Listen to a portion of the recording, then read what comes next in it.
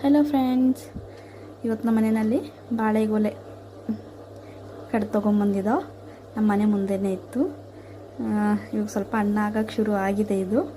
ಅದ್ರ ಜೊತೆಗೆ ಬೇರೆ ಒಂದು ಐಟಮ್ ಸಿಕ್ತು ನಮಗೆ, ಬಾಳೆ ದಿಂಡು. ಏನು ಹೇಳ್ತಾರೆ, ಬಾಳೆ ದಿಂಡು.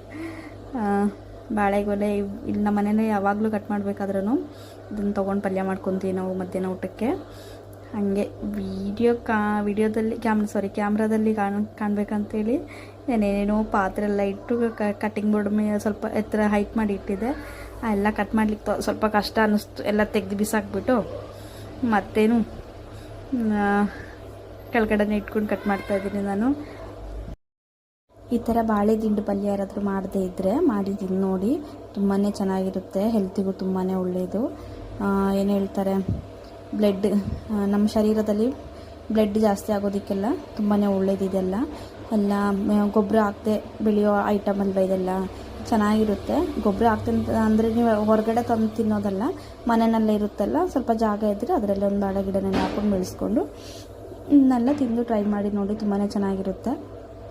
ನಾನು ಈ ಥರ ಚಿಕ್ಕ ಕಟ್ ಮಾಡಿ ಇಟ್ಕೊಂಡಿದ್ದೀನಿ. ಕಾಣಿಸ್ತಿದೆ ಅಲ್ವಾ, ತುಂಬಾ ಚಿಕ್ಕ ಕಟ್ ಮಾಡಿ ಇಟ್ಕೊಂಡಿದ್ದೀನಿ ನಾನು. ಎಲ್ಲ ಕಟ್ ಮಾಡಿ ರೆಡಿಯಾಗಿದೆ. ಇದ್ರ ಜೊತೆಗೆ ತೆಂಗಿನಕಾಯಿ, ಚಿಕ್ಕ ಈರುಳ್ಳಿ, ಗಾಂಧಾರಿ ಮೆಣಸು, 2 ಹಸಿಮೆಣಸಿನ್ಕಾಯಿ, ಸ್ವಲ್ಪ ಜೀರಿಗೆ, ಅದ್ರ ಜೊತೆಗೆ ಸ್ವಲ್ಪ ಅರಿಶಿಣದ ಪುಡಿ, ಉಪ್ಪು, ಇದನ್ನು ಹಾಕಿ ಮಿಕ್ಸಿಗೆ ಹಾಕಿ ಪುಡಿ ಮಾಡ್ಕೊಂಬರ್ತೀನಿ ನಾನು. ಇವಾಗ ಗ್ಯಾಸ್ ಸಿಗೋದು ಕಷ್ಟ ಅಲ್ವಾ, ಹಂಗೆ ಒಲೆ ಮೇಲೆ ಮಾಡ್ಕೊಳ್ಳೋದಂತ ಅಂದ್ಕೊಂಡು ಒಲೆನಲ್ಲಿ ಒಂದು ಪಾತ್ರೆ ಇಟ್ಕೊಂಡಿದ್ದೀನಿ. ಅದಕ್ಕೆ ಸಾಸಿವೆ, ಚಿಕ್ಕ ಈರುಳ್ಳಿ ಇದೆಲ್ಲ ಸ್ವಲ್ಪ ಕಟ್ ಮಾಡಿ ಇಟ್ಕೊಂಡಿದ್ದೆ, ಅದನ್ನು ಹಾಕ್ಕೊಂಡಿದ್ದೀನಿ.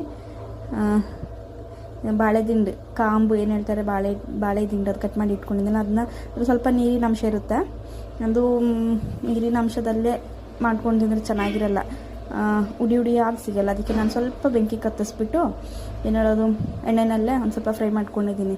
ಆವಾಗ ನೀರಿನ ಅಂಶ ಎಲ್ಲ ಹೊರಟೋಗುತ್ತೆ. ಅದ್ರ ಜೊತೆಗೆ ನಾನು ಮಿಕ್ಸಿಲಿಟ್ಟು ಪುಡಿ ಮಾಡ್ಕೊಂಡಿರೋದನ್ನೆಲ್ಲ ಇದಕ್ಕೆ ಹಾಕ್ಕೊಂಡಿದ್ದೀನಿ.